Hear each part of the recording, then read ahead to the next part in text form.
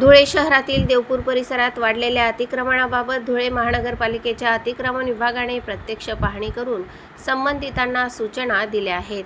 तसेच या परिसरात विविध अतिक्रमणे झाल्याने नागरिकांना मोठ्या प्रमाणात अडचणी निर्माण होत आहेत।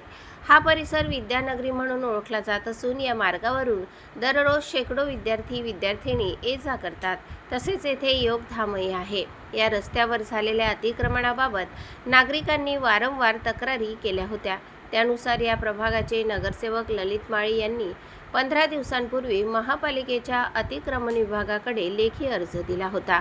त्यानुसार नगर रचना विभागाचे प्रकाश सोनवणे आणि मोनिश पाटील यांनी संबंधित ठिकाणी जागेचे मोजमाप केले। तसेच अतिक्रमण विभागाचे प्रसाद जाधव यांनीही प्रत्यक्ष पाहणी करून अतिक्रमणधारकांना कडक सूचना दिल्या।